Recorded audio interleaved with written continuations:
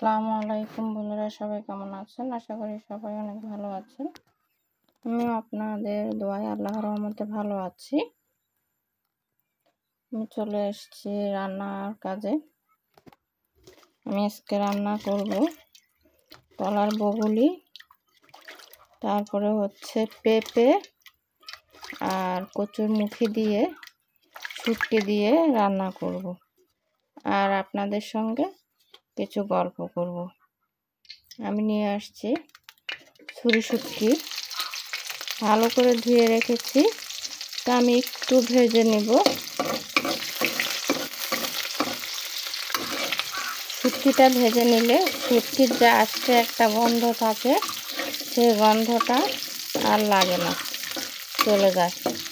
আর কলার বগুলি খালি রান্না করলে তেমন একটা ভালো লাগে না, বিভিন্ন জিনিস একসঙ্গে মিশিয়ে রান্না করলে আসলে ভালো লাগে। সেই জন্যই আমি 3-4টা জিনিস একসঙ্গে দিলাম।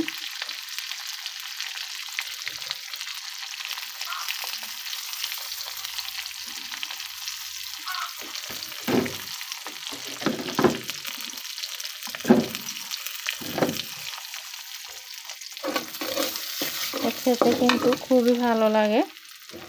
আর কলার বগুলি এমন একটা জিনিস, খুবই উপকারী জিনিস। যাই হোক, ডাক্তারি লাইনে নাই গেলাম। এতই যদি ডাক্তারি জানতাম তাহলে তো আর আজকে রান্নাঘরে রান্না করতাম না, ডাক্তারি হয়ে যেতাম। যাই হোক, আসলে কলার বগুলি কিন্তু একটু ক্ষার জাতীয়, এটা অ্যাসিড জাতীয়, যেহেতু সেটা কিন্তু পেটের জন্য খুবই উপকার। আমাদের মাঝে মাঝে খেতে হয়, খেলে ভালো। আর আমরা যেহেতু গ্রামে থাকি, গ্রামে তো পাওয়াই যায়, কোনো ব্যাপারই না। আর একটা কলা হচ্ছে আনাজি কলা, আনাজ কলা যেটাকে বলা হয় আর কি, তরকারি খাওয়ার। ওই কলার বগুলিটা একদম নরম হয়, খুবই ভালো হয় ওটা খাওয়ার জন্য অন্য কলার চাইতে। আর যেটা কাঁঠালি কলার বগুলি কিন্তু শক্ত হয়, তেমন একটা ভালো না খেতে। যে বগুলিগুলো এইভাবে কেটে নিয়েছি আমি, এরকম ছোট ছোট করে। আর কচুগুলো একটু ছোট করে নিয়েছি, পেঁপেগুলো কেটে নিয়েছি।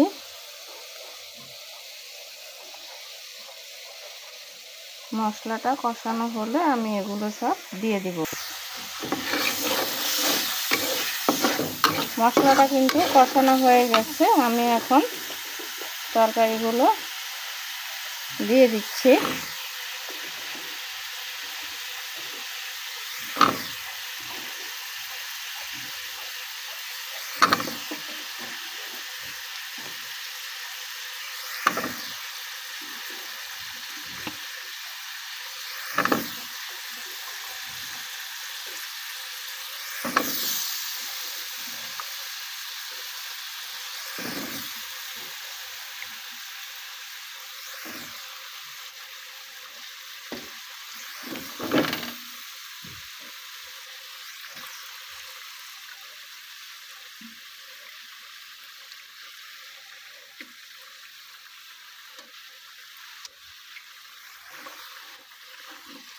আমি এবার একটু কষিয়ে নেব।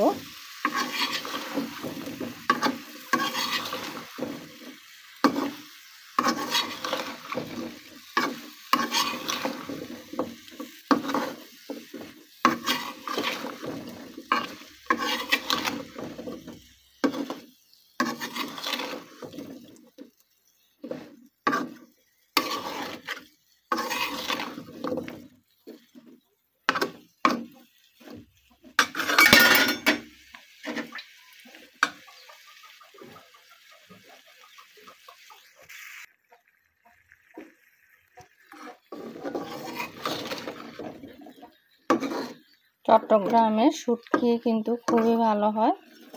আর শুটকির জন্য তো চট্টগ্রাম আসলে বিখ্যাত। চট্টগ্রামের ছুরি শুটকি, যেটা যে শুটকিটার মধ্যে মাঝখানে মাঝখানে পাথর থাকে, ওই শুটকিটা, ওই ছুরি শুটকিটা কিন্তু খুবই ভালো, দামও একটু বেশি। আর যেটা পাতলা পাতলা ছুরি শুটকি ওটা কিন্তু তেমন একটা ভালো না।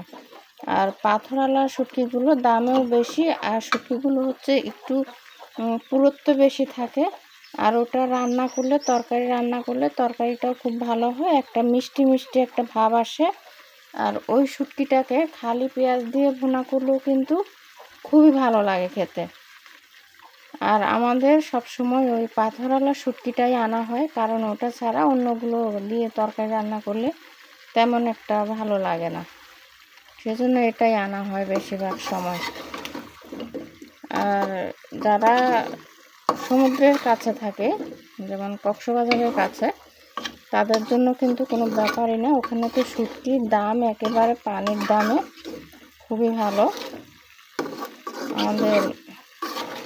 আমার হাজব্যান্ডের সাথে চাকরি করে এরকম কয়েকজন স্টাফ আছেন, ওনাদের বাড়ি হচ্ছে ওখানে কক্সবাজার। ওনারা অনেক সময় এনে অল্প দামে কিনে নিয়ে আসে, কিন্তু এখানে আনার পরে তো দামটা একটু বেড়ে যায়, তখন ওনারা এখানে এনে স্টাফদের কাছে বিক্রি করে, বা বাইরের মানুষেরাও নিয়ে যায় ওনাদের কাছ থেকে। আমার তরকারিটা কষানো হয়ে গেছে, আমি এবার একটু পানি দিয়ে দিব। কচুটা যেহেতু সিদ্ধ হতে হবে ভালো করে, পেঁপেটাও সিদ্ধ করতে হবে, সেজন্য একটু পানির পরিমাণটা বেশি দিলাম।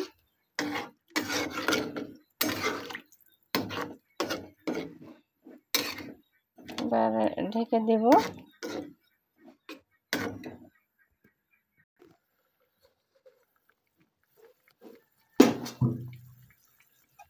এই যে আমার তরকারি, কলা গাছের তরকারি। আমার ছেলে এগুলো খায় না, আমার ছেলে বলে এগুলো কলা গাছ, আমরা কি হাতি নাকি কলা গাছ খাবো কেন। আমার মেয়ে ছোটোটাও খায় না, বলে এগুলো কলা গাছ, কলা গাছ মানুষ খায় নাকি, এগুলো হাতির খাদ্য, এগুলো খাবো না আমরা, ওরা খায় না। কিন্তু আমার কাছে ভালো লাগে, আমার হাজব্যান্ডও খুব পছন্দ করে। আর একটু হতে হবে তরকারিটা।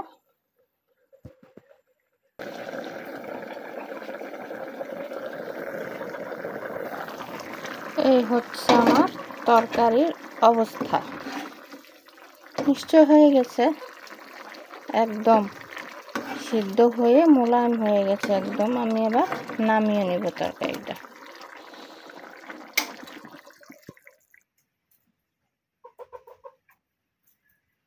রান্না শেষ, এবার হচ্ছে খাওয়ার পালা। বন্ধুরা, কেমন লাগলো আমার কলা গাছের তরকারিটা অবশ্যই জানাবেন। যদি ভালো লেগে থাকে তাহলে একটা লাইক দিবেন, আর ভালো মন্দ বলার থাকলে অবশ্যই কমেন্টে বলে যাবেন।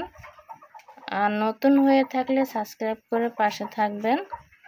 ধন্যবাদ, ভালো থাকবেন, আল্লাহ হাফেজ।